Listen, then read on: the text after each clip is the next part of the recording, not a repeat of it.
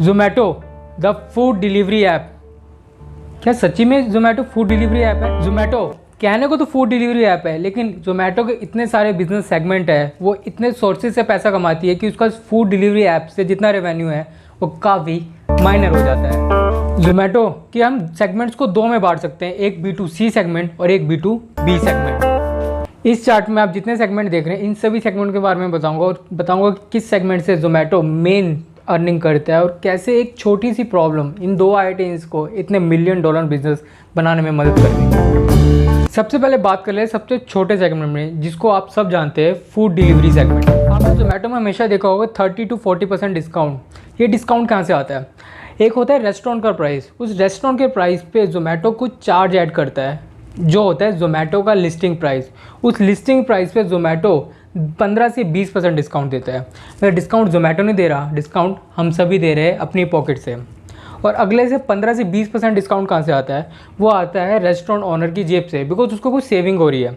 अगर आप रेस्टोरेंट में जाएंगे तो आप टेबल बुक करेंगे, फिर वो बर्तन मांजने का मतलब फिर वेटर भी होना चाहिए, काफ़ी कॉस्ट आ जाती है रेस्टोरेंट ओनर को। ये सब उसकी सेव होती है जब वो होम डिलीवरी करता है तो। और बाकी 15 से 20% रेस्टोरेंट ओनर देता है, मतलब जोमेटो अपनी तरफ से कुछ भी डिस्काउंट नहीं देता। अगला B2 सेगमेंट है। B2C सेगमेंट में है सब्सक्रिप्शन। सब्सक्रिप्शन में क्या है कि अगर आप जोमेटो से किसी भी होटल में कोई भी टेबल बुक कराना चाहते हैं तो वो आप करवा सकते हैं सब्सक्रिप्शन बेसिस पे। अगला जोमेटो का सेगमेंट है B2C में जोमेटो लॉयल्टी सेगमेंट। इसमें क्या है कि आप कुछ सब्सक्रिप्शन लेंगे, लॉयल्टी का सब्सक्रिप्शन लेंगे, इसमें आपको प्रायोरिटी डिलीवरी मिलेगी और जोमेटो कोई भी स्कीम लेके आता है ना, उसका फ़ायदा सबसे ज़्यादा आपको ही होगा। इससे जोमेटो को फ़ायदा क्या हुआ? सब्सक्रिप्शन तो काफ़ी लोगों ने ले लिया, लेकिन क्या स्कीम सब लोग लेंगे? नहीं, लेकिन जोमेटो के बाद काफ़ी अच्छा रिवेन्यू करते हैं। B2C का सबसे लास्ट और सबसे इंटरेस्टिंग सेगमेंट, जोमेटो क्या करता है, जब भी आप डिलीवरी करते हैं ना, वो आपसे मांगता है कि आप 10 रुपये एक्स्ट्रा दीजिए। अगर डिलीवरी टाइम पे नहीं हुई तो जोमेटो अपनी डिलीवरी के जितने भी चार्जेस है, जितना भी प्राइस है, वो मुफ्त में दे देगा।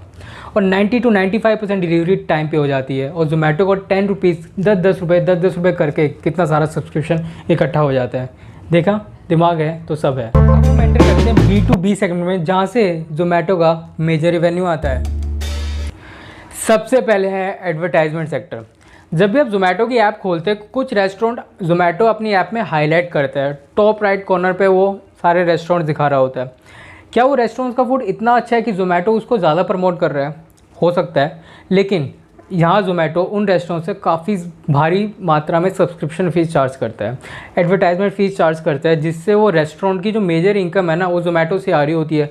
रेस्टोरेंट भी आपको हंसते हंसते देने को तैयार है और जोमेटो उसकी काफ़ी भारी सब्सक्रिप्शन फ़ीस चार्ज करता है और उसको हाईलाइट करते रहता है अपने ऐप में, जिससे उस रेस्टोरेंट को भी इनकम हो जाती है और जोमेटो को भी यहाँ पर काफ़ी भारी एडवर्टाइजमेंट इनकम हो जाती है।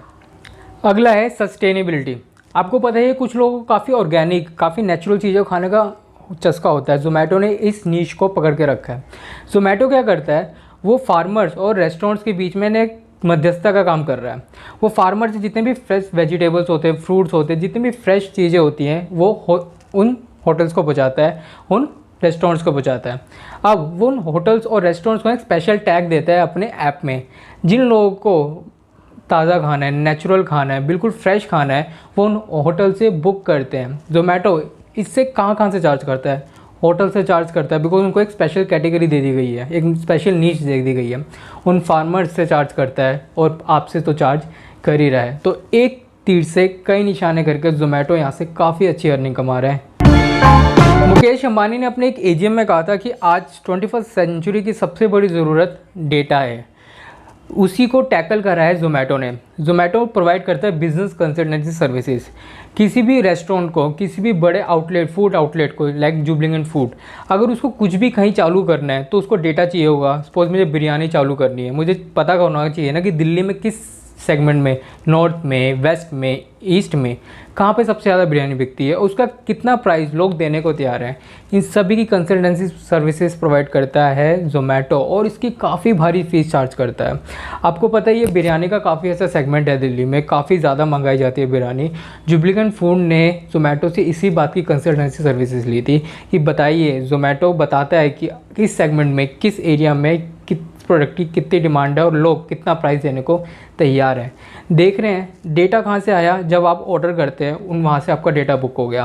सपोज आपने इंस्टाग्राम पे किस किस पेजेस को फॉलो करा हुआ है, फेसबुक पे आपने किस पेजेस को फॉलो करा, किन पेजेस पे किन फ़ोटोज़ पे आप सबसे ज़्यादा लाइक देते हैं, ये सारा डेटा बुक होता है और ये सारा डेटा ज़ोमैटो अपनी कंसल्टेंसी सर्विसेज में यूज़ करता है और उससे भी अर्निंग कमाता है। ज़ोमैटो के आखिरी 3 B2B सेगमेंट हैं। ज़ोमैटो क्लाउड किचन, इसमें क्या करता है ज़ोमैटो एक सिंगल किचन देता है, डिफरेंट बिजनेस जो फूड आउटलेट ऐप्स हैं उनको सिंगल किचन देता है कि आप इन किचन से, रेस्टोरेंट से सिंगल प्लेटफॉर्म पे आप ऑर्डर ले सकते हैं और अपने कस्टमर्स को डिलीवर कर सकते हैं।